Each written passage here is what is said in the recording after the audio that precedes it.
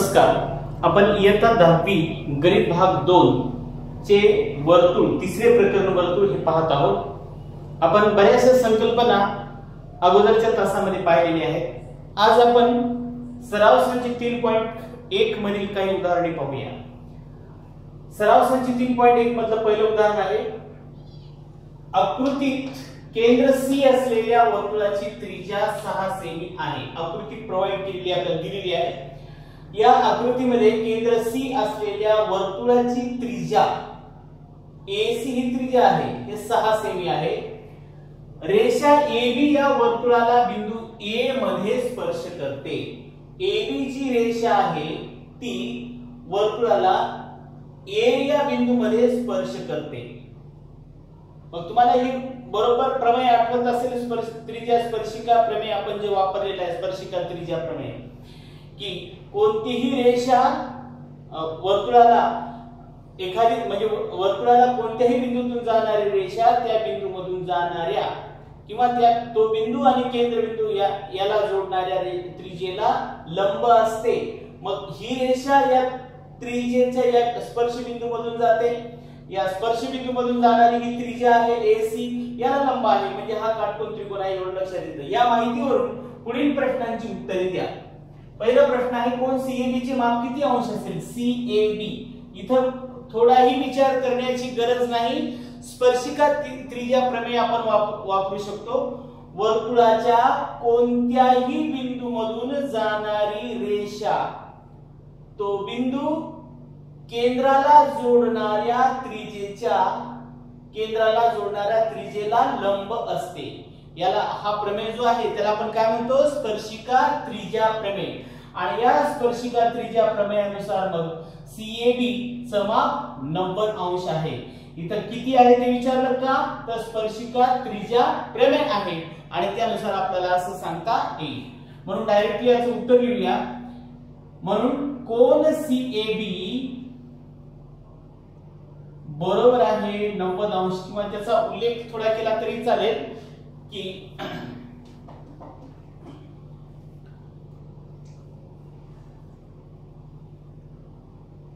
CA रेख CA लंब रेषा AB हे आपण कशावरून सांगतो? स्पर्शिका त्रिज्या प्रमेय. स्पर्शिका त्रिज्या प्रमेय. आणि म्हणून कोन CAB बरोबर आहे 90 अंश. बस याच्यापेक्षा व्यतिरिक्त आपल्याला दुसरं काय सांगण्याची आवश्यकता नाही. तर आता दुसरा प्रश्न बघूया. बिंदू C हा रेषा AB पासून किती अंतरावर आहे? बिंदू C म्हणजे हा केंद्रबिंदू AB पासून किती अंतरावर आहे? तो बिंदू केंद्रबिंदू आहे. AB ही वर्तुळाची स्पर्शिका आहे की नाही? AB ही वर्तुळाची स्पर्शिका आहे आणि स्पर्शिका ही त्या स्पर्शबिंदू त्रिज्येच्या बाह्य टोकातून जाते. आणि मग तुम्हाला माहिती आहे, हे जे अंतर आहे ते अंतर म्हणजे वर्तुळाचं त्या स्पर्शिकेपासूनचं अंतर म्हणजेच त्याची त्रिज्या असते. म्हणून या त्रिज्या एवढंच आहे आणि त्रिज्या तुम्हाला दिलेली आहे 6 सेमी. आणि म्हणून याचं कारण आपल्याला सांगता येते, हे लंबांतर आहे. रेख CA लंब रेषा AB हे आपण अगोदरच्या याच्यामध्ये सांगितलेलं आहे. हे कारण याचं स्पर्शिका त्रिज्या प्रमेय आहे. आणि मग म्हणून रेख CA हे स्पर्शिका AB पासूनचे लंबांतर आहे.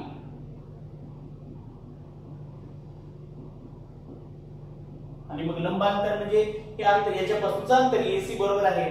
म्हणून आपल्याला काय सांगता येतं? शेवटी उत्तर लिहूया.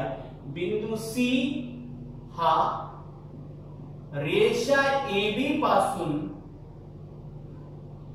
किती अंतरावर आहे? त्रिज्या एवढा AC. C हा AB पासून किती अंतरावर आहे? एवढ्याला काय म्हणालो आपण? लंबांतर म्हणतो. हे लंब आहे, हे दाखवलं. हे लंब आहे, म्हणजे हे लंब अंतर आहे आणि म्हणून बिंदू सी हा याच्यापासून त्रिज्या एवढ्या अंतरावर म्हणजे या अंतरा एवढा आहे.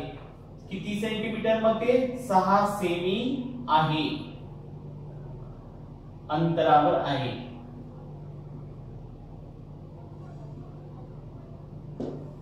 नेक्स्ट डिस्टन्स AB बरोबर आहे 6. AB हे 6 आहे.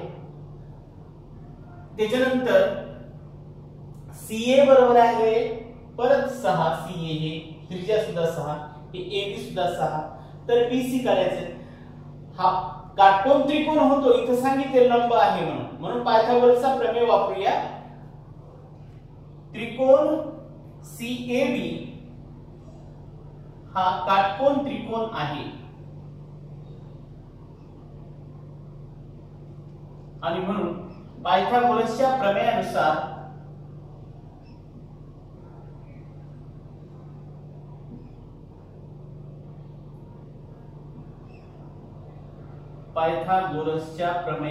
काय सांगता येईल आपल्याला BC वर्ग बरोबर आहे AB वर्ग अधिक AC वर्ग. किमती ठेवूया. BC ची किंमत काढायची आहे. AB ची किंमत 6, AC ची सुद्धा किंमत 6. म्हणून BC चा वर्ग बरोबर आहे 36 अधिक 36 म्हणजेच BC वर्ग बरोबर आहे 2 गुणिले 36. 36 आणि 36 गुणिले 2 म्हणजे 72. 36 आणि 36 72 हे असं अवयवाच्या स्वरूपात दिलं. म्हणून BC बरोबर 36 चा वर्गमूळ 6, 2 चे निघत नाही, वर्गमुळात 2 सेमी. ही झाली आपली BC ची किंमत.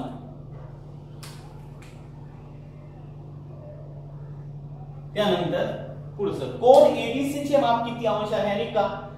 ABC चं माप काढण्यासाठी आपल्याला लक्षात येतं ABC हा समद्विभुज त्रिकोण आहे. ही बाजू समान आहे. जेव्हा त्रिकोणाच्या दोन बाजू समान असतात काटकोन त्रिकोणामध्ये तेव्हा त्या काटकोन त्रिकोणाला समद्विभुज काटकोन त्रिकोण असं म्हणतो. आपण पाहिलं बघा पायथागोरसच्या प्रमेयामध्ये 45 45 90 चा समद्विभुज काटकोन त्रिकोण आहे. AB बरोबर आहे AC हे आणि हे समान आहे. मग परत हे जर बाजू समान असतील त्रिकोणाच्या कोणत्याही दोन बाजू जर एकरूप असतील तर त्या एकरूप बाजू समोरचे कोण एकरूप असतात. हे तर 90 आहे. मग हे दोन कोण एकरूप आहेत. उरलेल्या दोन कोणाचं माप 180. पण हे दोन कोण एकरूप असल्यामुळे याचं 90 याचं 45 आणि याचं 45 असायला पाहिजे. हे 90 याचं माप एकट्याच आहे 90 अंशाचं राहिलं 90. मग 90 मध्ये हे दोन्ही एकरूप आहेत सांगितलं आपण कारण हे एकरूप बाजू समोरचे कोण आहेत. म्हणून एकरूप बाजू समोरचे कोण एकरूप असतात. जर दोघांच्या मापाची बेरीज 90 असेल तर याचंही कंप्लीट 45 आणि याचं सुद्धा कंप्लीट 45 असायला पाहिजे. हे असं आपल्याला सांगता येईल. ठीक आहे. त्रिकोण ABC मध्ये AB बरोबर आहे AC. ठीक आहे. म्हणून कोण ABC बरोबर आहे कोण ACB बरोबर आहे 45 अंश एकरूप बाजू समोरील कोण.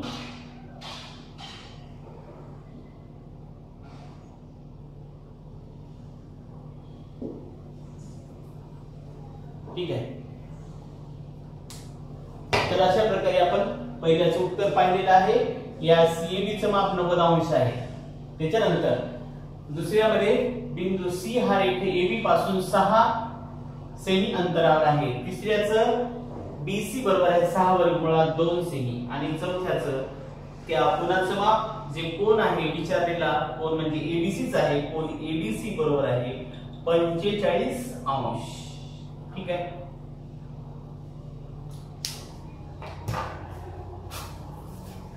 यानंतर दुसरा प्रश्न बघा. आकृतीत केंद्र O असलेल्या वर्तुळाच्या बाह्य भागातील R या बिंदूपासून काढलेले RN हे स्पर्शिका खंड वर्तुळाला बिंदू M आणि N मध्ये स्पर्श करतात. तुम्हाला माहिती आहे आपण याच्या अगोदरचा प्रमेय पाहिला, वर्तुळाच्या बाह्य बिंदूतून वर्तुळास दोन स्पर्शिका खंड काढता येतात, दोन स्पर्शिका काढता येतात आणि म्हणून MR आणि RN ला आपण स्पर्शिका खंड म्हणतो. तर हे स्पर्शिका खंड वर्तुळाला M आणि N मध्ये स्पर्श करतात. जर OR बरोबर आहे 10 सेमी, OR ची किंमत OR बरोबर आहे 10 सेमी व वर्तुळाची त्रिज्या ही सुद्धा त्रिज्या आहे 5 सेमी असेल तर प्रत्येक स्पर्शिका खंडाची लांबी किती? आता ह्या स्पर्शिका खंडाची लांबी काढायची असेल, तुम्ही प्रमेय पाहिला, एकाच बाह्य बिंदूतून काढलेल्या स्पर्शिका खंडाची लांबी समान असते, म्हणून कुठल्या एकाची काढा तुम्ही, याची काढा किंवा याची काढा, कुठल्याची एकाची काढली तरी तेवढीच दुसऱ्याची असते प्रमेयानुसार. आणि या ठिकाणी ही त्रिज्या आहे आणि ही स्पर्शिका आहे. तुम्हाला माहिती आहे वर्तुळावरील कोणत्याही बिंदूतून जाणारी स्पर्शिका तो स्पर्शबिंदू आणि वर्तुळाचा केंद्रबिंदू याला जोडणाऱ्या त्रिज्येला लंब असते आणि म्हणून हे 90 अंशाचा काटकोन त्रिकोण झाला. हा स्पर्शिका त्रिज्या प्रमेय होता. काटकोन त्रिकोण झाल्यामुळे कर्णवर्ग बरोबर पाया वर्ग अधिक उंची वर्गानुसार आपण MR ची किंमत काढू शकतो. MR म्हणजेच आपला स्पर्शिका खंड आहे. ठीक आहे, इथे लिहूया त्रिज्या OM लंब स्पर्शिका MR, कारण याचं माहित आहे स्पर्शिका त्रिज्या प्रमेय.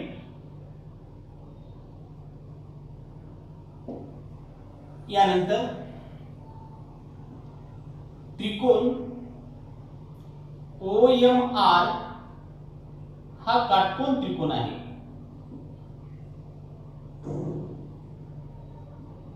म्हणून पायथागोरसच्या प्रमेयानुसार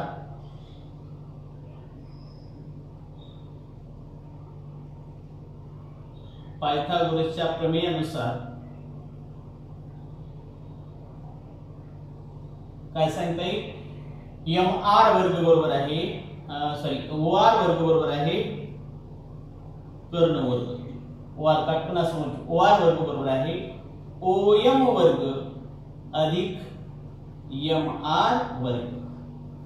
किमती ठेवूया. OR आहे 10 चा वर्ग बरोबर आहे OM 5 चा वर्ग अधिक MR चा वर्ग, म्हणून 5 चा वर्ग अधिक MR चा वर्ग बरोबर आहे 10 चा वर्ग म्हणजे किती 100, म्हणून MR वर्ग बरोबर आहे 100 वजा 5 चा वर्ग किती होतो 25, म्हणजेच MR वर्ग बरोबर आहे 75.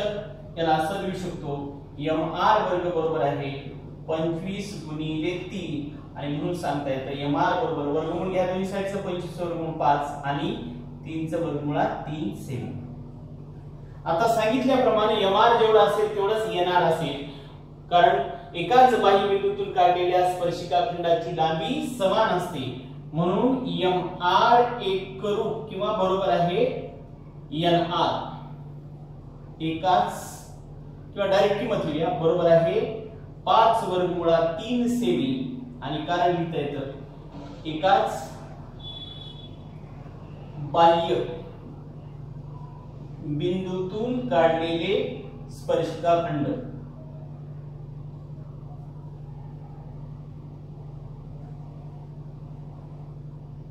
ठीक आहे, अशा प्रकारे आपल्याला ही किंमत काढता येते.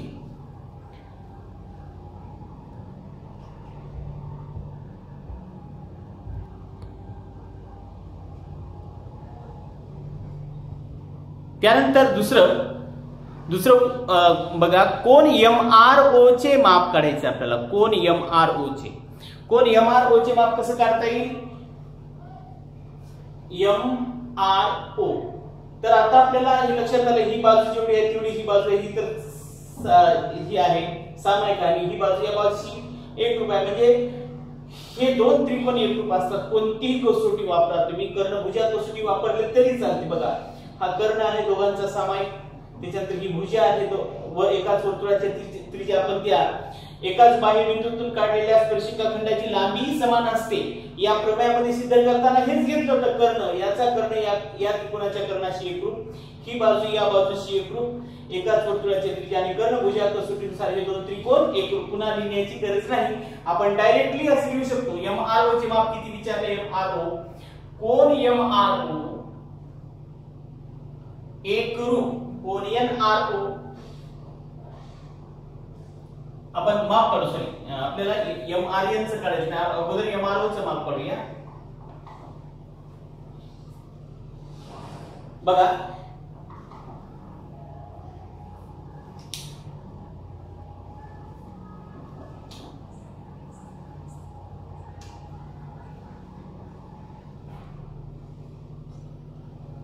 कोण MRO चे माप काढत असताना MRO चे याच्यामध्ये बघा संबंध आहे OM बरोबर आहे 1/2 OR हा संबंध दिसतो बघा किमतीवरून. OM ची किंमत 5, OR ची किंमत 10 आहे, है की नाही? या त्रिकोण कोणत्या OMR मध्ये त्रिकोण OMR मध्ये OM ची किंमत OR च्या निम्मी आहे. आणि तुम्हाला माहिती आहे काटकोन त्रिकोणामध्ये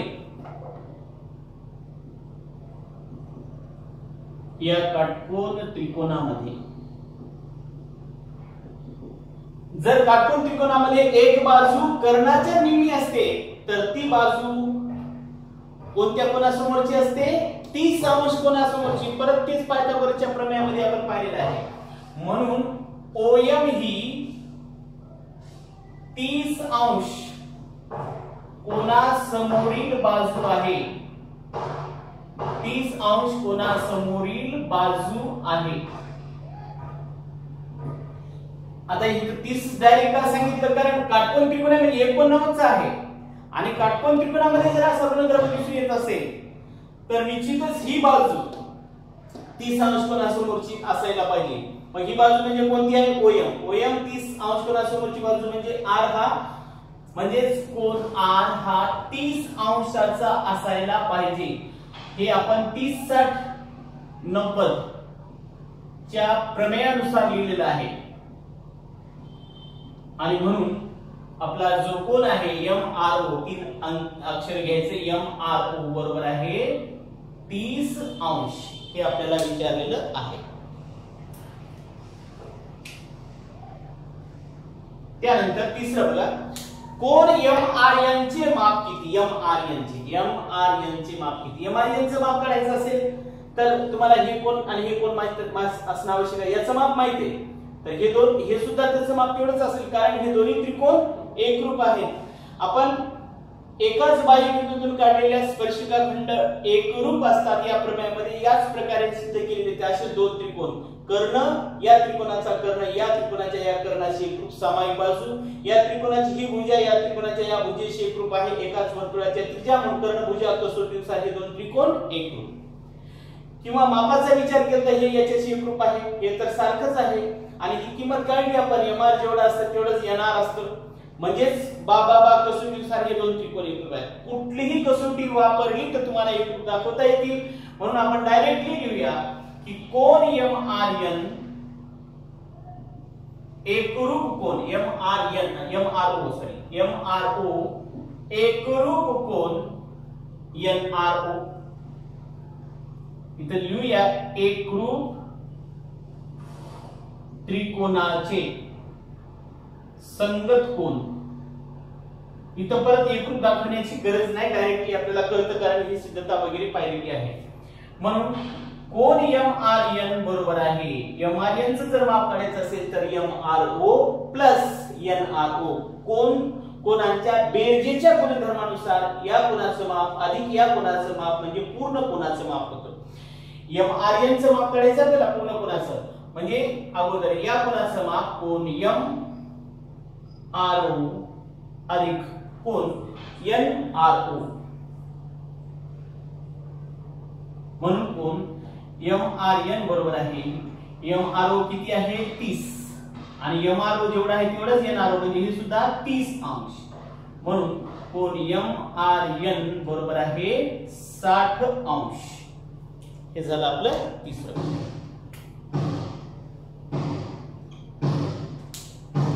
यानंतर तिसरे उदाहरण आहे रेख आर्यम आणि रेख आर्यन हे केंद्र O असलेल्या वर्तुळाचे स्पर्शिका खंड आहेत.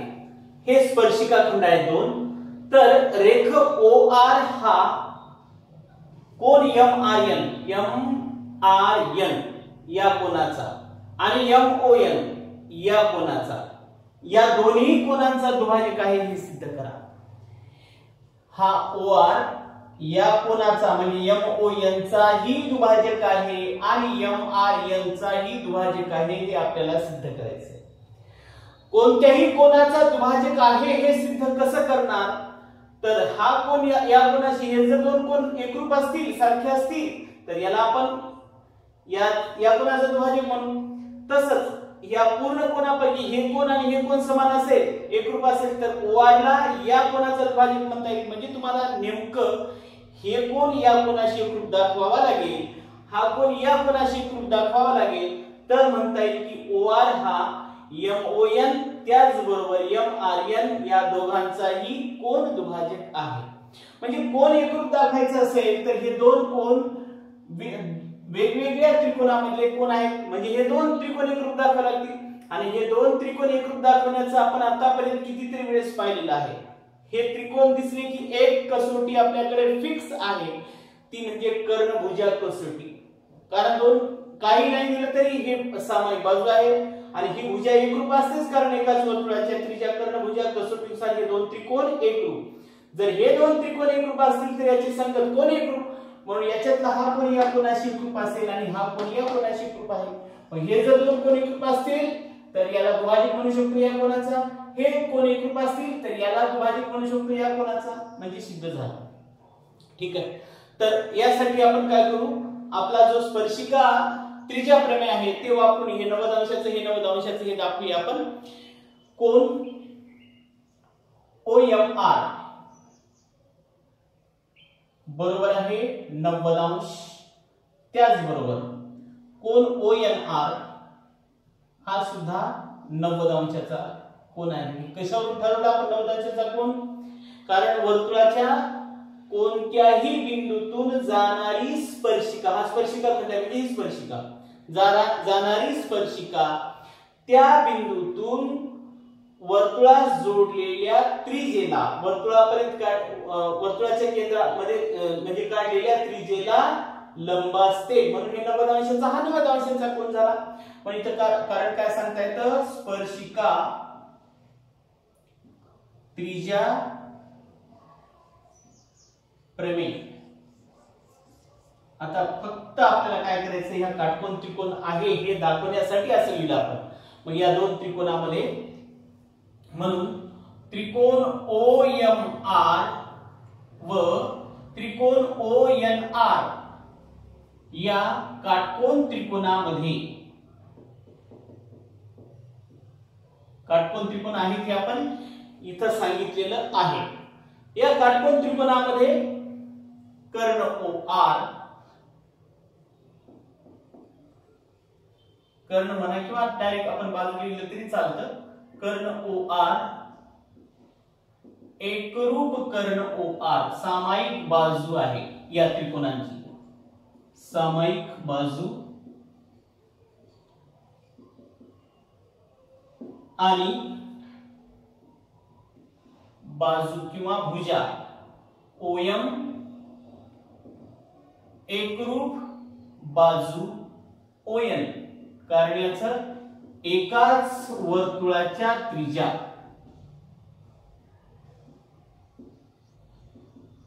आणि मग कर्णभुजा कसोटीनुसार हे दोन त्रिकोण एकरूप. म्हणून त्रिकोण OMR एकरूप त्रिकोण ONR याचं कारण सांगता येतं कर्णभुजा कसोटी,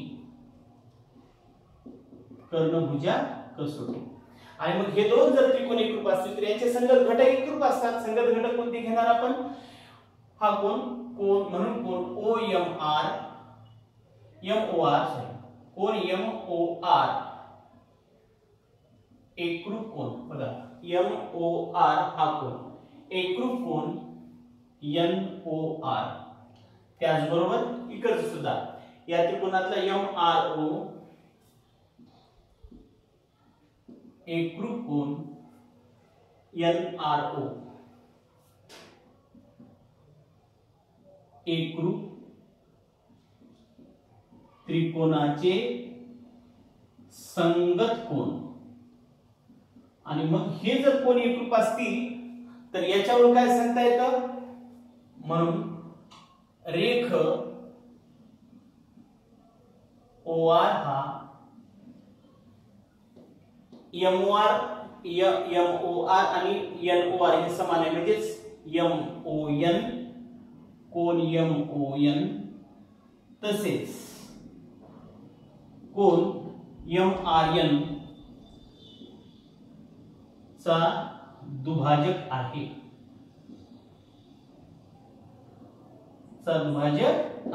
ठीक आहे असं आपल्याला या ठिकाणी सिद्ध करता येतं याच्यावरून या कोनाचा दुभाजक याच्यावरून या कोनाचा दुभाजक म्हणजे दोन्ही कोनाचा दुभाजक आहे ठीक आहे यानंतरचा भाग आपण पुढच्या तासात बघू